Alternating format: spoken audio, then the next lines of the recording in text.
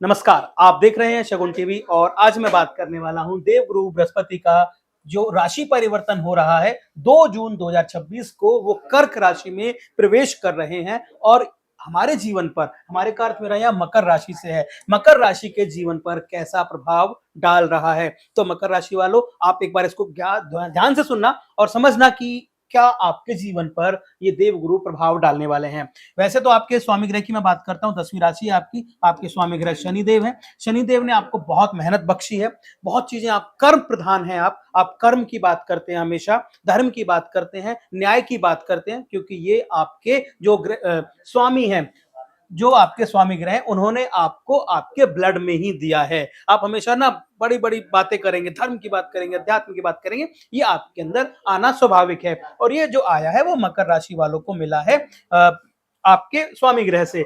और आपके जो इस समय जो गोचर कहता है वो कहता है कर्म आप करेंगे तो आपको 100% सफलता प्राप्त होगी, धैर्य रखेंगे तो समृद्धि भी होगी। ये समृद्धि आपके परिवार में, कुटुंब में, कुल में आपको ये समृद्धि प्राप्त होने वाली है। तो चलिए मैं देख लेता हूं कि ये जो बृहस्पति का भाव है, यानी जो मकर ये कर्क राशि में आए हैं और आप पर क्या प्रभाव डाल रहे हैं, तो ये देख लेते हैं। सबसे पहले ये यहां पर है, इस समय देवगुरु बृहस्पति यहां पर है, यानी सप्तम भाव में है आपके। 1 2 3 4 5 6 7 ये आपके सप्तम भाव में हैं।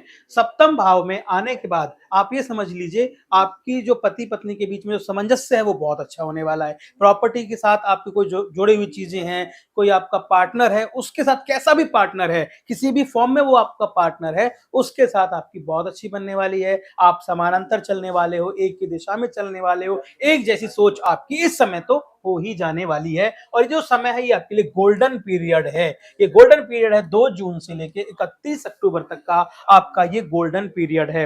आपका मैंने व्यक्तित्व बता दिया, आपके विचार मैंने आपको बता दिए, कर्म की आप हमेशा बात करते हो, कर्म से ही धनोपार्जन की बात करते हो। आपको अगर धन भी प्राप्त करना है, कमाना है, तो भी वो कर्म करके। आप किसी से ऐसे ही नहीं लो जी पैसे ले लो, नहीं लेंगे आप, ये आपके अंदर है। आप काम बताइए, काम करूंगा मैं, काम के बाद आपके जो मेहनत आना है वो आप प्राप्त करने में यकीन रखते हो और इस बार कर्म से ही आपको सफलता प्राप्त होने वाली है।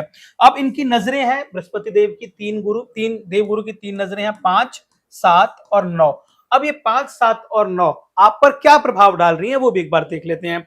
तो ये काउंट हमेशा जहां पर जो ग्रह होता है उसकी नजर वहीं से काउंट होती है, कभी भी लग्न से या कहीं और से काउंट नहीं होती है। जैसे इस समय मैं काउंट करूंगा यहां से जब काउंट करेंगे तो 5वीं जो नजर है उनकी पड़ेगी, पहली, दूसरी, तीसरी, चौथी, 5वीं यहां पर पड़ेगी। ये हो गया आपका लगन के हिसाब से देखेंगे तो ये हो गया आपका 1 2 3 4 5 6 7 8 9 10 11th हाउस। 11th हाउस में इनकी 5वीं नजर पड़ रही है। 11th हाउस में जितनी भी चीजें देखी जाती हैं उनको आपका प्रभाव पड़ेगा, अच्छा प्रभाव पड़ेगा। यहाँ पर लाभ की हम लोग बात करते हैं, हमेशा मेहनत के फल की हम लोग हमेशा बात करते हैं। हम 11th हाउस से लाभ की बात करते हैं, बड़े भाइयों की बात करते हैं, जो बड़े बुजुर्ग हैं उनकी बात करते हैं। तो ये आपको यहाँ पर अच्छा प्रभाव देंगी। आपने काम किया और काम के रूप में आपको जो मेहनताना मिला वो आपको बहुत अच्छा मिला। मेहनत का फल आपको अच्छा मिलने वाला है, लाभ के रूप में आपको ये फल प्राप्त होने वाला है। दूसरा, सेटल हो सकते हैं आप, अगर आप कहीं सेटल होना चाह रहे हैं, चाहे नौकरी में या आप जैसे किराए पे रहते हैं अपने मकान में सेटल होना चाहते हैं, ये टाइम आपके लिए गोल्डन है, आप सेटल हो सकते हैं। चलिए जी, अब मैं बात करता हूं, आपको जो दूसरी नजर है वो 7th हाउस पे जो गिरती है, 7th हाउस यानी खुद की नजर, यहाँ सामने केंद्र पर बृहस्पति की नजर अगर केंद्र पर पड़ रही है और केंद्र के जो स्वामी हैं वो अगर शनि हैं, तो आप यहां पर समझ लीजिए जो शनि मेहनत तो कराएंगे, आपको मेहनत तो करा देंगे, लेकिन उसके साथ साथ आपको बहुत सारी चीजें देने वाले हैं।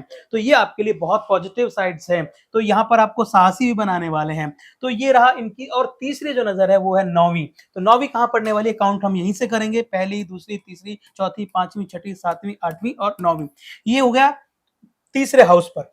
ये जो नजर है ये भी बहुत अच्छी जाने वाली है। यहां से हम लोग ना देखते क्या क्या वो भी मैं बता देता हूं। यहां से हम लोग देखते हैं भ्राता भाव को, यहां से हम लोग भ्राता भाव को देखते हैं। तो आपके परिवार में जितने बड़े भाई हैं, छोटे भाई हैं, ये पूरे कुटुंब में उनसे आप बहुत पॉजिटिव रिजल्ट्स लेने वाले हो, उनका आशीर्वाद आपको मिलने वाला है। तो ये जो बृहस्पति देव का जो गोचर है, जो 2 तारीख से 2 जून 2026 से हो रहा है 31 अक्टूबर तक, ये आपके लिए बहुत अच्छा है, बहुत शानदार है। कर्म के फल को प्राप्त करने का सही समय है। आप कर्म करेंगे क्योंकि शनि को कर्माधिकारी कहा जाता है, वो कर्म आपसे कराएंगे लेकिन आपको परिणाम भी देंगे, और वो परिणाम शुभ इसलिए देंगे क्योंकि बृहस्पति की नजर उच्च की है, और उच्च की नजर हमेशा उच्च का परिणाम देती है। काम भी ज्यादा होगा और परिणाम भी ज्यादा होगा और परिणाम शुभ होगा।